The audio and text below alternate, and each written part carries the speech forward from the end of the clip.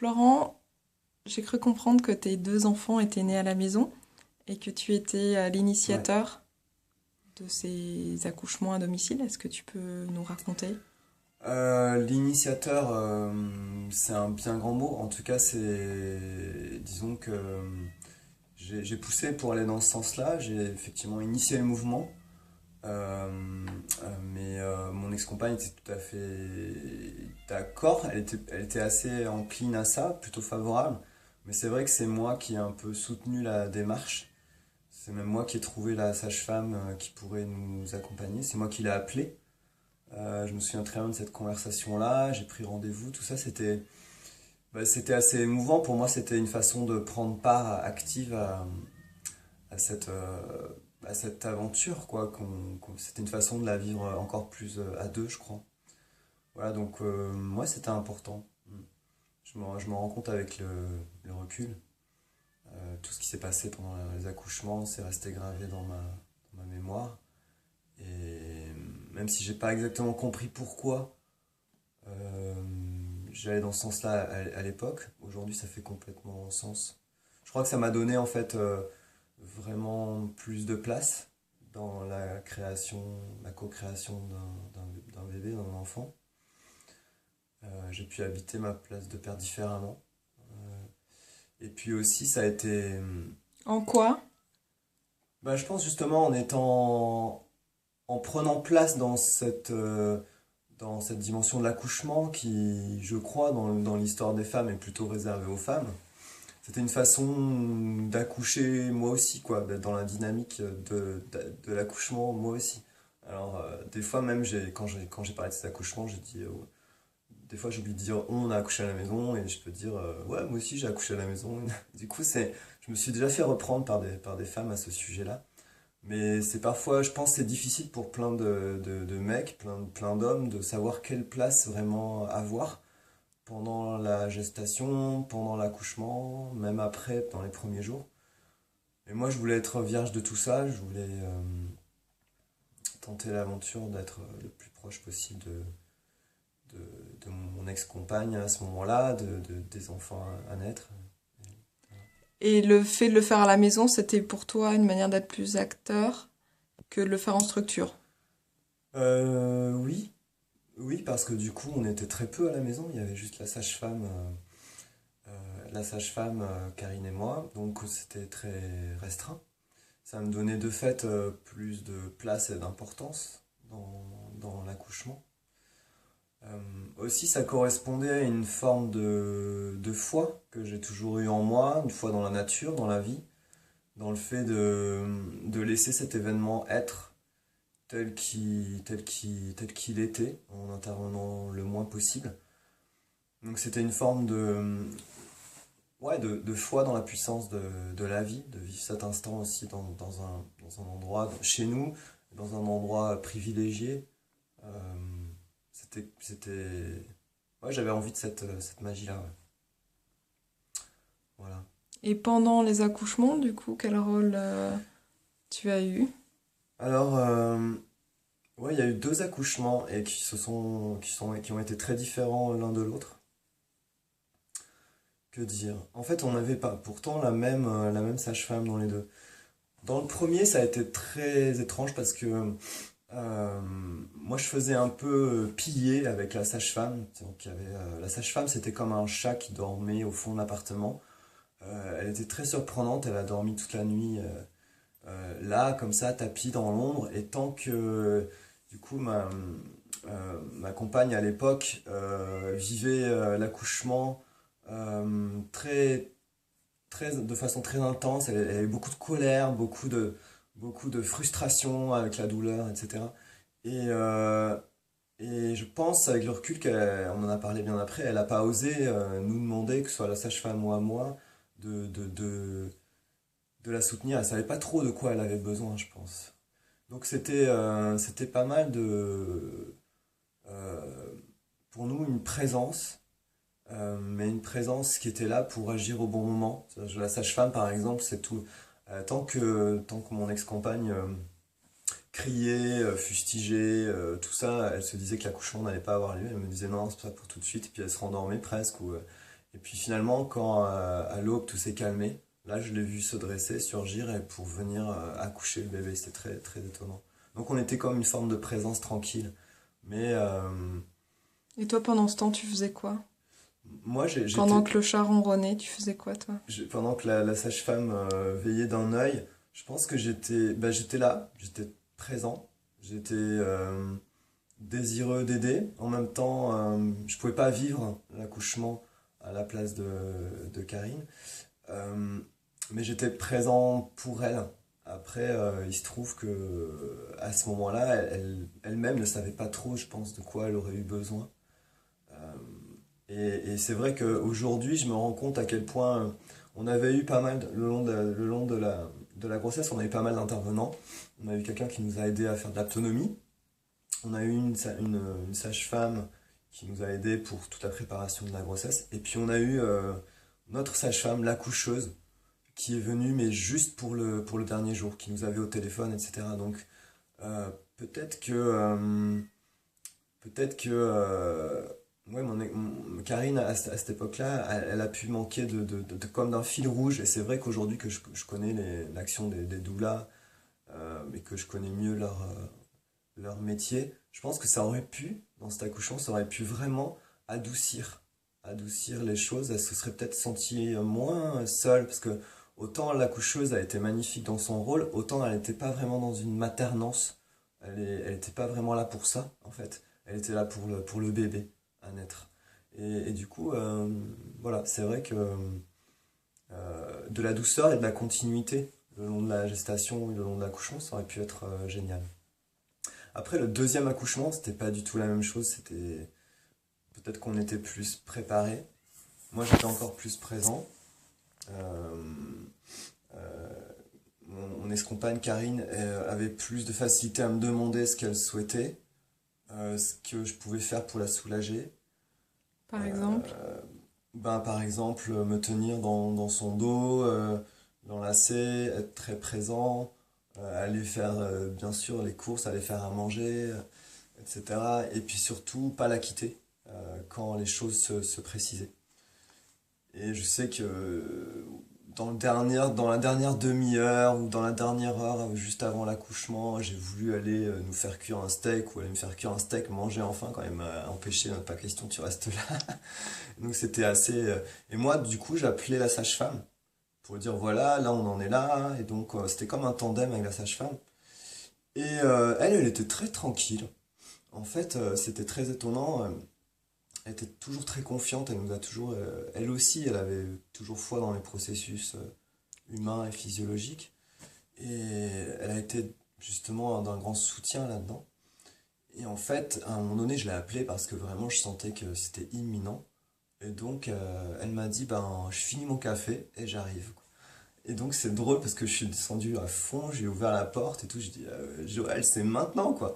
Elle est montée, elle me dit ah oui effectivement, ah bah celui-là vous auriez pu le faire à deux quoi. Et parce que effectivement 8 minutes après c'est bon, Karine a couché quoi. Donc c'était très différent, plus doux. On était tous plus préparés. Et c'est vrai que je garde en mémoire, je pense pour toute ma vie, ces instants-là. Je me souviens en fait d'une bulle autour de moi et ma partenaire à ce moment-là, et de la naissance de notre fille. Et Joël, la sage-femme, était en arrière-plan, elle était assise sur un transat tranquille sur un fauteuil, et elle nous guidait. Et elle guidait autant Karine dans sa respiration. Elle expliquait à Karine de surtout pas forcer, surtout pas pousser, respirer, vraiment voilà, se connecter à sa respiration. Et c'était génial. Moi, j'ai vu du coup tout le travail, j'ai vu la tête de ma fille sortir. Donc, j'ai d'abord soutenu la tête de ma fille dans la paume de ma main, comme ça. Et j'étais très troublé parce qu'en fait, elle avait la tête violacée, rouge, tout ça. Donc, moi, j'avais jamais vu ça. Donc, je me suis juste tourné vers Joël et dire c'est ok là. Et Joël fait. Hmm. Et du coup, je me disais, mais est-ce qu'elle va ouvrir les yeux? Est-ce qu'elle va respirer? Et puis là, du coup, ça a été un temps immense et suspendu, parce que Joël disait de respirer, et là j'ai vu bah, ma fille redisparaître dans l'infini, dans le ventre de sa mère, retournée au néant. C'était comme si elle était entre la vie et la mort, hein, pas encore née et pas sortie des limbes de la mort. Du coup, elle est retournée comme ça. Là, ça m'a paru une infinité de secondes avant que la dernière contraction nous chasse, expulse en fait le bébé. Du coup, ça a été tellement surprenant, cette vague, elle a glissé comme ça sur le lit, je l'ai rattrapé et tout ça. Et du coup, j'avais mon bébé dans les bras et c'était génial, quoi. Et après, bon voilà, ça s'est enchaîné où il y a eu tout ce protocole autour du cordon, tout ça, de la discussion, tout ça, mais tout s'est fait très vite. Et dans cette bulle, dans cette chambre, sur le lit, sur notre lit, dans ce territoire intime. Et voilà, en tout cas, le truc, c'est que pour moi, en tant que père, ça a été des instants magnifiques. Et je suis content d'avoir fait parce que j'aurais pas aimé être volé de ces instants-là. En fait, je trouvais que c'était une chance de pouvoir le vivre. Et donc je suis content d'avoir œuvré dans ce sens-là. Bien sûr, ma compagne était complètement OK, mais peut-être que si on n'avait pas été deux motivés, on n'aurait pas été assez fort pour le faire. Ensuite, on avait confiance dans la sage-femme, parce que on a accouché quand même dans une grande ville, et on savait que s'il y avait le moindre souci avant l'accouchement, pendant l'accouchement ou juste après, il y a eu un petit pépin d'ailleurs dans le premier accouchement. On était très, très rapidement à l'hôpital, etc. Donc on était en confiance. On était en confiance, ouais. Et ça, c'est très important. Et dans le premier accouchement, effectivement, mon fils est né avec du Méconium. Méconium. méconium dans la bouche. Donc la sage-femme, elle a tout de suite agi. Là, j'ai pas eu le temps, moi, vraiment de le réceptionner. Elle a tout de suite agi, elle a tout de suite vu le truc. Elle lui a mis le doigt dans la bouche, elle a enlevé le méconium, elle l'a pris à côté. Elle a checké tous les paramètres et tout ça. Et c'était très étrange d'ailleurs parce que moi, je l'ai vu comme naître avec un peu le regard encore absent. Elle l'a pris, elle l'a donc nettoyé, elle a fait ce qu'il fallait avec. Et quand elle a senti que c'était ok, qu'il était bien là, elle me l'a tendu enfin. Et, euh, et en fait, là, j'ai vu son regard présent. C'est comme s'il était né en deux temps, pratiquement, quoi. C'est très, très étrange. C'était très troublant. Et ouais, voilà. Donc, je sais pas quoi dire de plus. Et l'entourage, comment ça s'est passé? Est-ce que tu as eu des... Est-ce que vous en avez parlé? Est-ce que il y avait des gens qui étaient plutôt pour? Est-ce qu'il y a eu des difficultés? Est-ce qu'il a fallu lutter un peu pour asseoir votre décision? Est-ce qu'on t'a renvoyé un peu de culpabilité en se disant que c'était n'importe quoi? Ou au contraire, est-ce que les gens étaient fascinés? En tout cas, dans notre famille, ils n'étaient pas forcément super d'accord. Le discours, c'était, bah, on est quand même au 21e siècle, il y a toute la médecine derrière. Nous, le discours, c'était en même temps, les hommes et les femmes, enfin les femmes, pardon, on a accouché comme ça depuis la nuit des temps. On a confiance dans notre sage-femme. On est encore une fois à 10 minutes, un quart d'heure de l'hôpital. Euh, on a foi dans notre démarche, on a envie d'un accouchement plus intime. Donc ça va, Plus intime. plus intime, ça va le faire. Je vois pas. En fait, c'est cet aspect un peu froid du médical qui, du coup, nous enchantait pas. Pourtant, je suis hyper convaincu que la médecine peut sauver des accouchements, sauver des mères qui accouchent, sauver des enfants même. Mais l'ultra-médicalisation ou la médicalisation absolue de cet instant-là, je suis pas convaincu que ce soit nécessaire. La preuve, ça ne l'est pas. Et puis moi, j'avais déjà des amis qui avaient accouché à la maison, donc j'étais plutôt en confiance. Euh, voilà, donc l'entourage l'a plutôt bien pris, ils nous ont laissé faire. Et c'était en même temps sympa parce que notre maison était devenue comme un temple, entre guillemets. On n'a pas quitté la maison pendant quelques jours, surtout Karine à l'époque. Moi, j'ai couru dans la rue, aller acheter gros œufs de Pâques, etc. Et du coup, voilà, je ramenais à la maison la nourriture. C'était un peu retrouver quelque chose d'assez, peut-être d'assez archaïque, d'assez naturel en fait. Archaïde dans le sens de la femme qui accouche au foyer et l'homme qui va chercher la Ouais, qui va nourriture. chasser la nourriture, sauf qu'en fait j'ai acheté un œuf de Pâques à l'Intermarché du coin, quoi. Mais donc ils ont plutôt. Mais j'ai le souvenir encore gravé de. Par contre, on avait dit, en plus, on était assez. Peut-être un peu extrême, je sais pas, pour cette naissance, mais on a dit pendant une dizaine de jours, on veut être dérangé par personne. Du coup, on a fait patienter nos parents pour qu'ils voient le bébé au bout de 10 jours, je crois. Une semaine ou 10 jours, je sais plus. Donc c'est pas énorme non plus, mais c'était quand même au moins une semaine. Et j'ai le souvenir de leur arrivée, quoi, dans l'appartement. C'était assez émouvant pour eux, je pense. Et quelque part, comme on l'avait attendu, comme on avait vécu ce cocon et qu'on avait fait durer dans le temps ce cocon intime de la naissance, je pense que ça avait encore plus de force. Ouais, je me souviens, j'avais mis une sorte de petit tapis rouge. Enfin, voilà, on était content de les accueillir chez nous. C'était c'était une belle aventure. Et pour terminer, est-ce que vous avez préparé le lieu, tu parlais d'un temple, de l'appartement comme un temple pour l'accueil de Ouais. l'entourage, mais est-ce que pour l'accouchement, vous avez créé une ambiance pour créer l'expérience ou... Oui, oui, oui. Ouais. Pour le premier, bah, on avait mis. Bah, c'était sur le lit, hein, au départ. Voilà. Après, il y a eu un très long travail, comment dire, on allait et venait dans l'appartement. Mais c'est vrai qu'il y avait toute une ambiance. Après, moi, je pense que j'étais un peu foufou idéaliste. On a mis de la musique et tout. Alors, j'avais mis Bach. Mais en fait, la sage-femme m'a fait comprendre que chacun se faisait ses petites histoires, mais que la nature allait être bien plus forte et elle allait tout dévaster dans son passage. Et qu'en fait, parce que nous, on s'était dit, tu accoucheras dans cette position. Ma compagne de l'époque voulait accoucher dans telle position. Et je me souviens de Joël, donc la sage-femme, qui rigolait, qui disait, mais tu sais, c'est pas toi qui décideras. Et effectivement, c'est pas du tout elle qui a décidé, ça s'est imposé.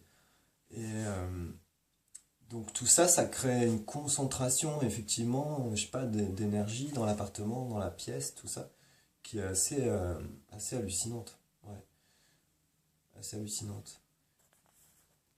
Donc oui, on a préparé l'espace. Ouais. Ok. C'était à deux du coup, cette préparation. Oui, ouais, ouais. Oui, oui, c'était à deux, et je te dis, pour le deuxième accouchement, on aurait quasiment pu. Enfin, si Joël avait eu du retard en vélo, qu'elle avait crevé ou quoi, bah on a couché qu'à deux. Et c'était pareil parce qu'elle n'est pas du tout intervenue dans l'accouchement.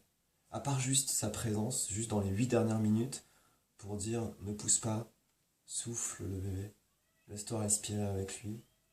Et accueille ces vagues de la physiologie là. Et puis juste moi, me rassurer dans le fait que de voir le visage de cette fille comme ça, violacée, pas encore sortie du ventre de la maman, bah c'est quelle confiance quoi, waouh, de la laisser repartir. Et là, tu sais même pas quand la dernière contraction va se déclencher. Et voilà, de la voir sortir comme ça. C'était... Du coup, la sage-femme, Joël aussi, m'a dit, bah, tu sais mon gars, ça va longtemps te picoter dans le creux de ta main ici, là. Tu l'oublieras pas de sitôt. Et c'est vrai. Merci.